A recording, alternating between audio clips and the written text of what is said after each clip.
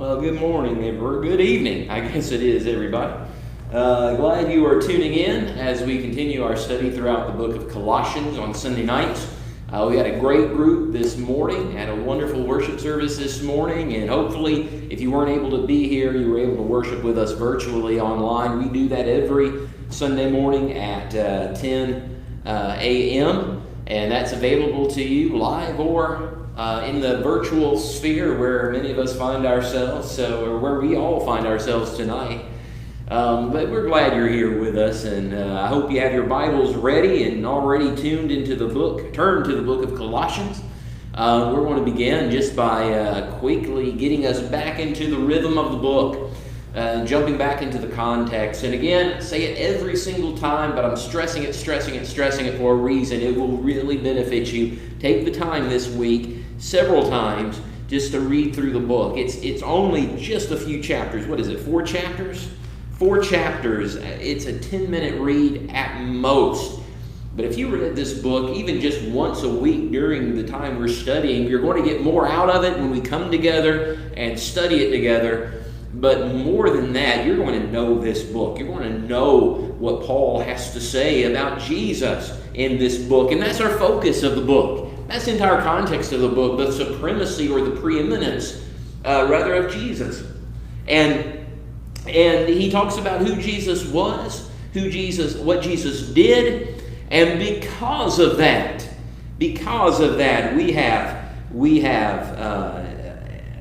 an opportunity at reconciliation and forgiveness, all because of the sacrifice that Jesus made. And so that's what Paul is dealing with here. It mirrors a lot of the same things we read about in the book of Ephesians, but from a different perspective. The book of Ephesians is looking at the church and how the church is to act because of who the church is. Now we're looking at the head of the church, Jesus, and how his body should act because who Jesus is. And so this is where we are, and we're in chapter 3, and we're in the part of the book where Paul tends to do this pattern. He'll write about doctrinal things, and then when he's done with that, he shows how those doctrinal things should play out in the life of a Christian. And so he explains to you the subject, and then he gives you the application. And we're in the application part of the book. It's chapters 3 and 4. And so when chapter 3 begins, he speaks of being raised with Christ. We're partakers of his death, his burial, his resurrection. And since we're raised with Christ, and because of Christ is who he is, we should look different from the world. We should act different from the world. And he begins to show us how this affects us in our mentality, first of all, because Jesus changes our perception of things. And we should see that in our life. We should remember who we were, how we thought, how we acted before we were Christians. And now that we are Christians, we should see a change in the way we think and in the way we act and in the things we do. And so that should be a natural progression for us as Christians. Now, Paul talks about our change of perception and the way we view the world and interact with the world. And then he goes on and he begins to make a contrast between the old man and the new man. The old man acted in a certain way, and of course the old man is who we were before the new birth. And Paul goes through the sinful thinking of the old man, the sinful attitudes of the old man, and that resulted in sinful actions of the old man. But then Paul says that we leave him buried. He stays down, but when we rise up from the waters of baptism, partaking in the resurrection of Jesus, when we rise from the waters of baptism, we're a new man. And we think differently. And we act differently, and we put off that idea of taking those old nasty clothes and just throwing them off and throwing them to the side. We put off all of those things, and we replace them with the character of the new man. Now, let's see if we can pin down his train of thought. Because Jesus is the Son of God, who Jesus is. Because he made that sacrifice, became our sin sacrifice for us, what he did, that makes Jesus preeminent among everything. And so any kind of worldly philosophies, Jesus is better than those. He takes precedent. Any kind of legalism, Jesus takes precedent over it. Any kind of traditional things, Jesus takes precedent over it. Because he allowed for the new birth to happen, for the old man to be crucified and buried, and for the new man to be raised up. Now, with this old and new man, that's a different way of thinking that brings about a different way of action. Now, if I am thinking differently, and I am acting differently, then that should show in all aspects of our lives, shouldn't it? I act a certain way, and so I'm going to, I think a certain way, so I'm going to act a certain way, and that's going to affect those around me. That's going to affect my life. The decisions I make affect others. That ripple effect. And so here we are. We're not the old man any longer. He stays buried in the waters of baptism. We rise up. We're the new man. We think differently, so we're going to act differently. Therefore, my interactions with those around me in my life, well, that's going to be different as well. And that's where we are in this book of Colossians. And so we're going to cover verses 18 of chapter 3, Colossians chapter 3, beginning in verse 18. And we're going to try to make it down to chapter 4 in verse 1. And in this section, we're going to see 1, 2, 3, 4, 5, 6 areas of life that are going to be changed because we no longer think like the old man. We no longer act like the old man. We're now the new man, and we think differently, therefore we act differently. And so there's going to be changes that come as a result of that. Now, so let's go ahead and we'll read the text together, and then we'll come back and break it down. There's going to be, I guess technically 5, but technically 6. We'll call it 6 different areas of life that should change because we're different. They should change because Jesus is who he is and did what he did. Okay, verse 18, chapter 3, the book of Colossians. It says, "Wives, submit to your own husbands as is fitting in the Lord.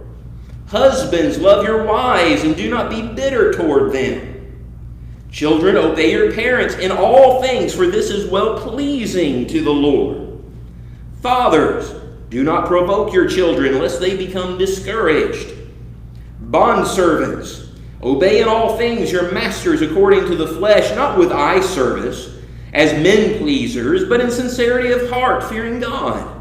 And whatever you do, do it heartily as to the Lord and not to men, knowing that from the Lord you will receive the reward of the inheritance, for you serve the Lord Christ.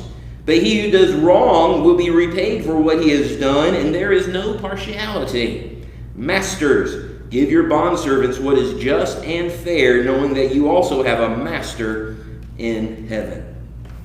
Okay, 6 areas of life that are going to change as a consequence of who I am because of Jesus. Because of who Jesus is, because of what Jesus did. The first thing, first segment that Paul deals with is wives.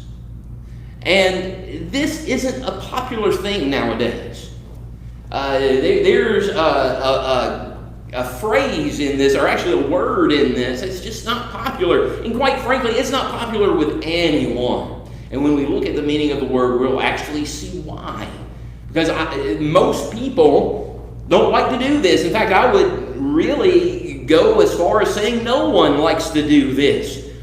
But Paul begins with the segment of Christians who are wives. He says, "Wives, submit to your own husband as is fitting in the Lord." Now, this mirrors Ephesians chapter 5. In fact, Ephesians chapter 5, he goes in a little bit into a deeper discussion of this. But wives are supposed to do something here. Those women who are married have a responsibility to submit.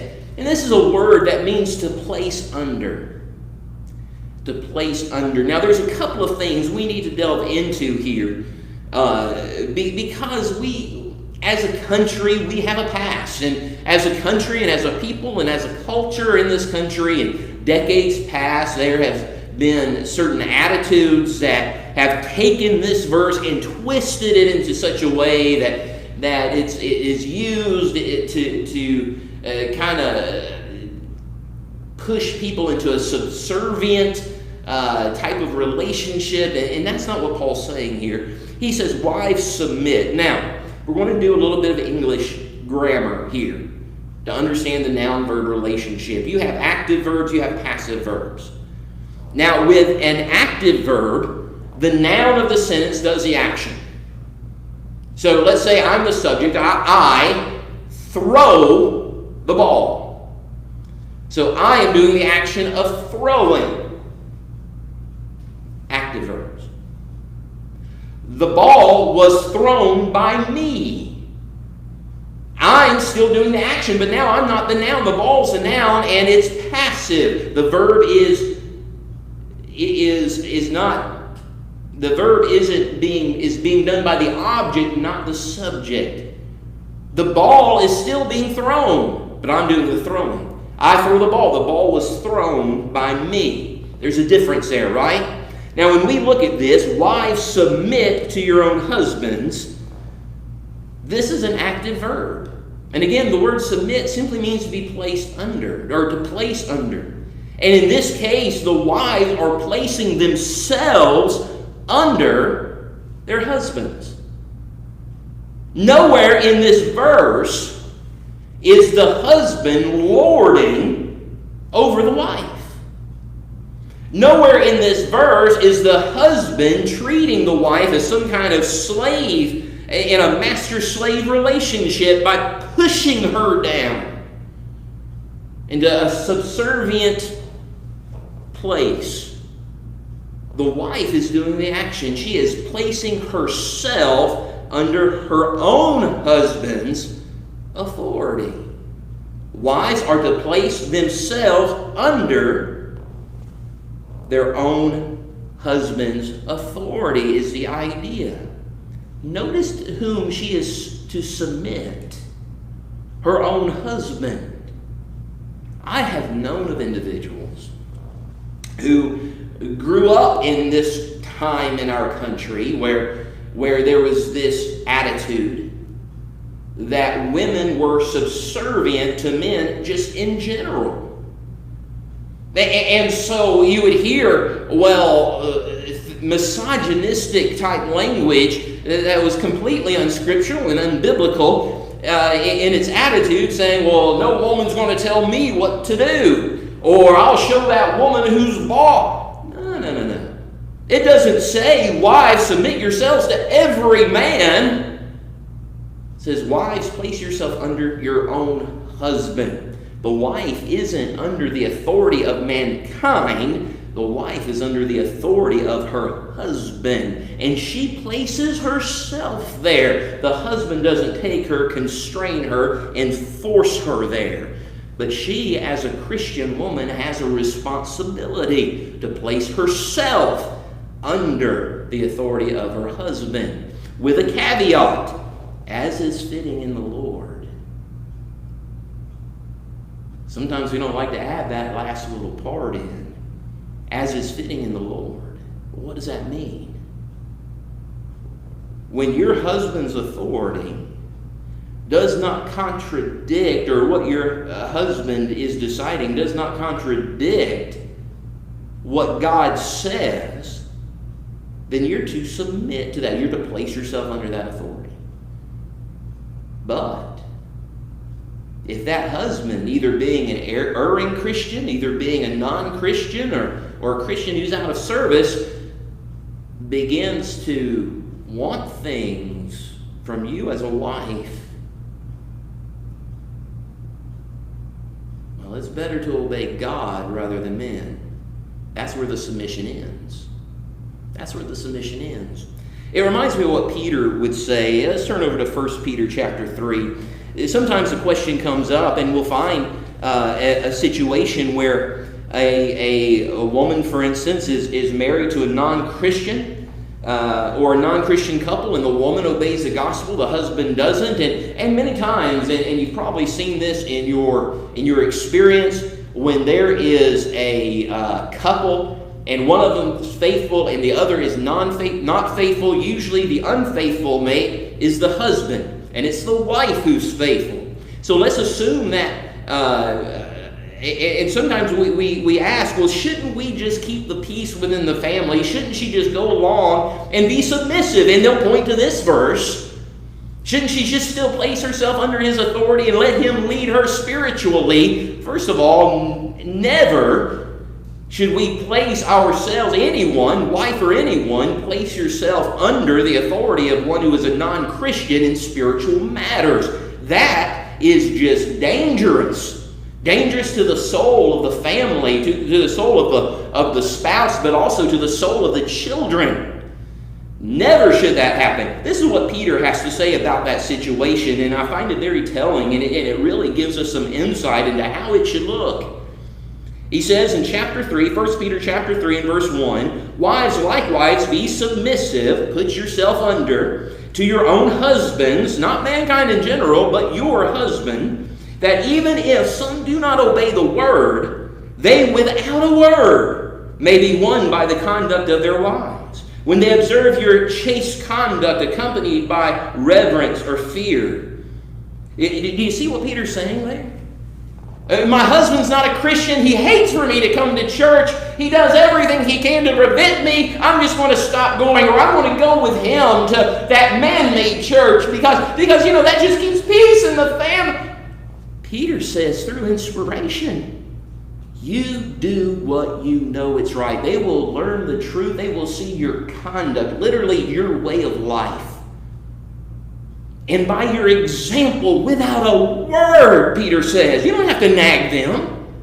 I've seen situations where again, a wife is faithful, a husband's not faithful, and she henpicks him constantly about it. And all that does, is cause resentment in his heart and hardens his heart every single word she says. Peter says, without a word. Without a word, just by seeing your life, your conduct, he'll be converted.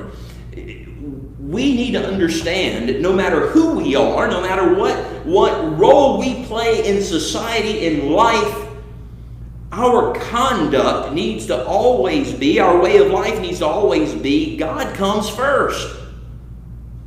And our mindset is, I'm going to do what God commands me to do. And I'm not going to move away from that no matter who says what. And when we have that kind of tenacity, those who are pushing us to do wrong will see that and prayerfully and hopefully make a change. Notice, wives are to place themselves under their own husband's authority as is fitting in the Lord. That submission stops when he begins to contradict what God says. And as a new creature, as one who has taken off the old man, put on the new man, now a member of the church, a Christian, one belonging to Christ, as a female, as one who is married, as a wife, that's part of my responsibility. And notice, this is commanded. This isn't a suggestion. This is actually a command. And that tells me something about this command as well. That it's not easy. We see this in life, in every aspect of life. Most people have that sense within them that resents being told what to do. It may be for our good. We see that now in our society right now with some of the goings on in the world. We don't like certain regulations, but we've been mandated to do that. And it's for our own good. And you see people fight against it constantly, even making up ridiculous statistics on ridiculous websites, all these conspiracy theories. I just like, whoa, wait, stop. All trying to make sense of it. And in some way trying to circumvent the mandate in some way. But we don't like to submit. And because Paul is having to command wives to submit to their own husbands, that tells me something. This isn't natural. This is something you need to learn how to do. And we can go back to Genesis chapter 3. And in Genesis chapter 3, of course, we know what's going on here. It's the fall of mankind. And when God talks to Eve in chapter 3 in verse 16, he says, "Your desire shall be contrary to your husband." That's interesting to me. In other words, you're not going to want to submit. Your desire is contrary to him. And now here comes the command. You need to bring that in. You need to bring that under control.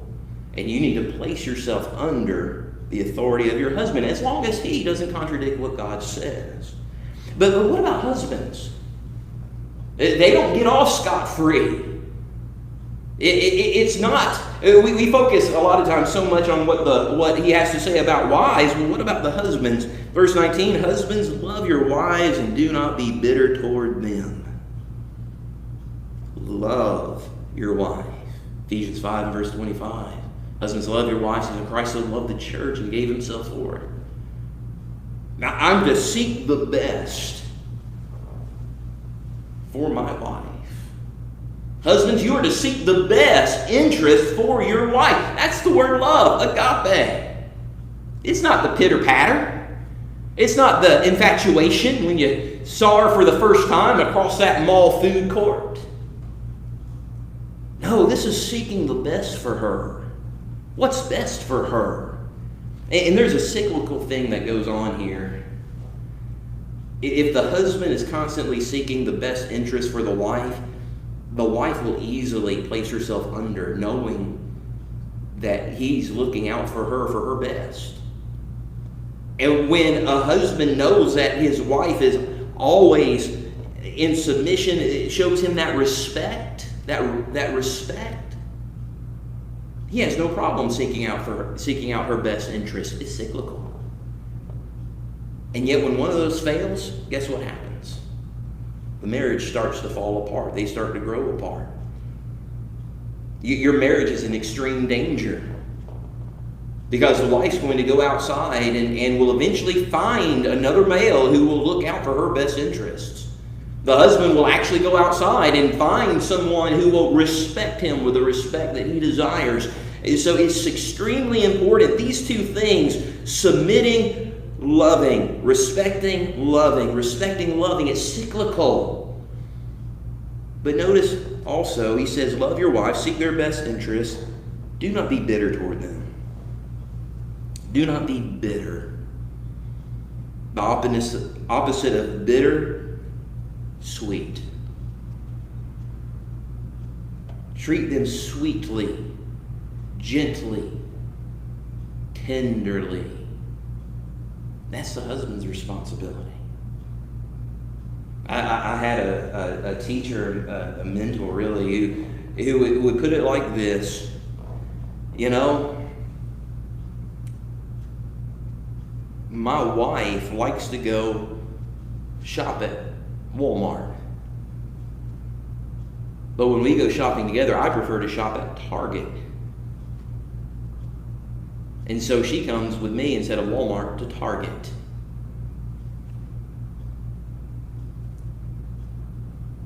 That's all she has to do. This is him speaking. She simply goes with me to Target instead of Walmart. The Bible says I have to seek her best interest to the point, Ephesians 5:25, where I have to die for her. She just has to go to Target. But I have to die for her. And he says that jokingly, but he's making a point. But when that respect is there and that love is there, agape love, not the pitter-patter of the butterflies, when that is there, that's what makes for the strong marriage bond, as both seek to serve God. The third group, and we're running out of time, the third group is that of children. Children, obey your parents in all things, for this is well-pleasing to the Lord. Children are to be obedient, and they're to be obedient in all things. Now, when we turn over to Ephesians 6, and we see children, obey your parents in the Lord, for this is right. Notice again the caveat, in the Lord. If the parents of a child who is a Christian tells them to do something that's against God's will, then the child's not to obey that. Again, it's better to obey God rather than man, Acts 5. And so when that's the case, children then, they obey, they listen, and they act in accordance, being in accordance with their parents' will, except when that will contradicts what God says. And so Paul says, when children are obedient, this is well-pleasing. Now, what's the opposite of that? When children are disobedient, that's displeasing to God. In verse 21, we may have time to cover this next half, but verse 21, we have the idea of fathers, and in reality, we're really talking to parents. But he says, fathers, do not provoke your children lest they become discouraged. Parents need to understand how to treat their children. They're going to treat them justly. They're going to treat them rightly, fairly. But when that doesn't happen, that discourages the child. We can, again, turn over to Ephesians 6, and we read Paul's instructions there. He says, fathers, do not provoke your children to wrath, but bring them up in the training and admonition of the Lord. Do not provoke your children. And that word provoke is this idea of deliverance. Do not deliver your children to wrath, but deliver them to the nurture and admonition of the Lord. And the idea, the picture at play here is God has blessed you with these children. And those children are going to have an eternal fate. And that fate, though it is determined by the choices those children make, those choices they make are formed by the parents in the home in which they grew up. And so parents, you're going to deliver your children somewhere, either to the wrath of the Lord or to the nurture admonition of the Lord. What choice are you going to make? Where do you want them? And so that's the idea. And so don't provoke your children. Don't push them. Don't be so overly hard, harass, overcorrect, exasperate them. But treat them fairly, lest they be discouraged, literally pushed away. Now, this next section, and really the next two, the older translations will talk about slaves, masters, servants, masters. We're talking about bondservants. In the New Testament, and especially in the Pauline epistles, and most of the time when you're talking about slaves, slavery, that's not the modern way we look at slavery. Many will try to discredit the Bible by saying it condones slavery and put it in the context of what we would think of. The type of slavery that was forced upon individuals. The type of slavery that we saw in the 1800s or in the South during that period of time. The type of slavery we fought the Civil War to abolish. That's not the type of slavery the Bible's talking about. The New King James renders the word as bondservants. That's the correct translation here. This isn't a slave in the sense that we would think of it. This is a person who had such a debt, they go into servitude in order to pay off that debt. This isn't a slavery that would last their lifetime and then enslave their children and their children and their children in a forced, ugly way. This is the idea of a bondservant, someone who has a debt they cannot pay, and they're working off the debt by becoming the servant to the one with whom they have the debt. When we place this back into our modern day, you might think, well, how does this play out? What's the equivalent then? The equivalent would be simply an employer-employee relationship. That's what we're talking about here. So he focuses on those who have a debt, who are working off to pay the debt. And we can bring this into application into our lives as Christians today, in a time where we don't have any type of servitude of that nature, where we don't go into service to pay off a debt. But we can look at it as an employee-employer relationship. And this was important, especially because you would hear all throughout the book of Acts, so-and-so in their household. That would include their servants. And their servants weren't slaves, like we would think of slaves on a plantation. Their servants, many times, were individuals who owed them a debt. But they all would obey the gospel. And so here you are, both in Christ, both equal in Christ, and on Sunday morning you're sitting on a pew, and there's your servant sitting on a pew, and in God's eyes you're equal. In society's eyes, they owe you a debt, and they're working off that debt, working for you. How is that to look? Well, in this instant, Paul is talking about how the relationship is to act outside of the church. And so he says to bondservants, those paying off that debt, verse 22, bondservants, obey in all things your masters according to the flesh, not with eye service, as men pleasers, but in sincerity of heart, fearing God. And so bondservants, you do what your master tells you to do. And again, with that caveat that it doesn't contradict what God says.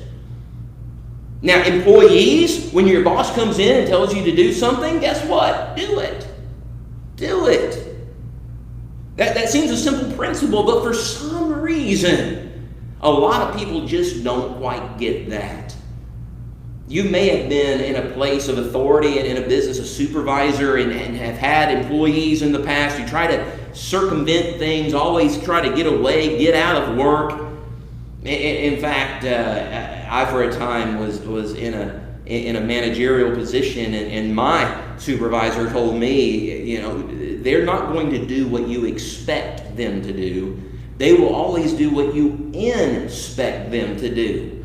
And I found that to be very, very true with the majority of the employees I oversaw. Constantly trying to go. Christians aren't to be like that. If you're given a job to do, you do it. You do it. And he says, not with eye service. In other words, you don't just work when the boss is there. You continue to do the job, and you do it with your all, even when they're not there. Not just when they're looking at you, but even when they're not looking at you. Not as men pleasers. These are the Eddie Haskell employees. Remember Leave It to Beaver, Eddie Haskell? Oh, good day, Mrs. Cleaver. Oh, what a beautiful dress, Mrs. Cleaver. You don't want to be like that. Don't be fake. You don't go up and flatter your boss to try to get ahead. You just simply do what he tells you to do. Not as men pleasers, but in sincerity, being genuine. Being genuine. And in doing this, you're fearing God. You're respecting God by doing this. Think of who you're representing. You're representing your name, yes, but remember, to whom do you belong? You belong to Christ. And so when we're out in the world, we're representing Christ, even on the job. Our Christianity doesn't end when we clock in on Monday mornings. We still represent Jesus. And so we're to work with a sincerity, knowing that we're respecting God by doing the job well that we're given to do. And notice what he says in verse 23, whatever you do, do it heartily. It's to the Lord and not to men. Remember to whom you belong. And you may not like your boss. I've been in situations I didn't care for the supervisor that was above me. You've probably been in that situation. I think we've all had that one job in our past where it was just like, You may not like your boss. But you remember this. You still do what he says, and you do it with your all. That's the word heartily there. You do it with your all. You give it your all, like you're working for Jesus and not for some man. Verse 24 says, knowing that from the Lord you will receive the reward of the inheritance, for you serve the Lord Christ. Remember the inheritance that you're going to get, because you're working for Jesus. And being a good employee is a way that we shine our light into the world. You're the light of the world. Remember that, Matthew 5? Being a good employee, we're reflecting the light of Jesus out into the world. We're wearing the name of Christ. We better live up to his example, even in the workplace. Verse 25 says, "But he who does wrong will be repaid for what he has done, and there is no partiality." He begins to invoke this idea of payment. You know, we go to work. We usually are there to get the paycheck many times. I think the majority of individuals aren't necessarily doing what they love to do, but they're doing what they have to do in order to earn that paycheck. And so Paul here says, he who does wrong will be repaid for what he has done. Paul says you're going to get paid, and he's talking on an eternal basis here. You do what's right. You represent Christ in all that you do. You do it with your whole heart. Don't be a hypocrite about it. You go in there and you work like you're working directly for Jesus, and you'll be repaid. You'll find the reward of the inheritance. If you don't do that, if you do wrong, you'll be paid for that as well, he says. And then he reminds there is no partiality. Now, what about the other side of that? That's what comes next in this next verse. Chapter 4 and verse 1. "Masters, give your bondservants what is just and fair, knowing that you also have a master in heaven." That's interesting to me. We've all been employees. Not all of us have been bosses. What should that look like? I've had several bosses. You've had several bosses. I've had some that were great. I've had some that were fair, that were extremely nice, that treated you extremely well. I've had some that will cuss you upside and down, don't give anything about you, and just assume have anybody doing your job because they have no respect for you. Paul turns to the employer, and he says, as a Christian, one who has employees, you treat them in a way that's just. You treat them in a way that's fair. You be just and fair, because you may be their master, and remember we're talking about master bondservant here. You may be in charge of them, but Paul reminds them, don't let it go to your head, because you have a master in heaven. How do you want to be treated by Jesus? When you stand before his throne and you're judged by him, how do you want to be treated? You want to be treated justly. You want to be treated fairly. So you need to treat your employees in the same exact way. And so as we go through here, we see that the change of perception, that old man is put away and those old attitudes, and we've replaced it with a new man and a new set of attitudes, a new way of thinking, and that's going to change the relationships I have in life. If I'm a wife, that's going to change my relationship to my husband. I'm going to let him take the lead and place myself under his authority, as long as it doesn't contradict what God says. If I'm a husband, I'm going to look at my wife as someone who is precious and priceless, and lift her up and love her, seek the best for her, and put her up on a pedestal and treat her as she is something special. Not bitterly, but sweetly, gently, tenderly. If I'm a child who is a Christian, I'm going to listen to what my parents say as long as it doesn't contradict what God says, and I'm going to do what they say, because that's what's expected of me. If I'm a parent, I'm not going to treat my child unfairly and provoke them to the wrath of God, deliver them to the wrath of God by treating them harshly and abusively, overcritically. No, I want to deliver them to the nurture and admonition of the Lord, and so I'm going to treat them justly and fairly, so that it doesn't discourage them and push them away. If I'm an employee, I'm going to do the job I'm given to do. I'm going to give it my all, and I'm going to not be fake about it or hypocritical about it. I'm not going to do a good job when the boss is looking, and as soon as he turns away, I'm not going to goof off. I'm going to be the best employee because I am representing the name of Jesus.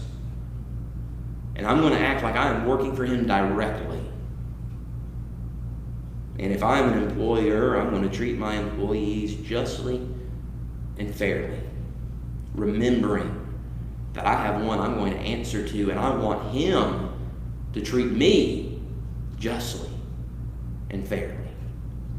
Okay, we're going to stop there. In this next section, what we're going to see is we looked at specific relationships tonight. We're going to go on and see how our public life is going to look now that we've put off the old man and have put on the new. That's going to change as well. How we present ourselves to the world. How our public lives are going to change. And so we're going to do that, Lord willing, next week. Don't forget, we will have live in-service Bible class here Wednesday night at 7. There will also be a devotional online for those who cannot make it here or don't feel comfortable yet getting out or have some kind of sickness. We understand that. We don't expect you to risk life and limb to get here. We want you to be safe. We want you to feel safe. We want to keep everybody safe and do what's best in the different situations. And we understand all those situations are different. And so I'm not going to be here Wednesday.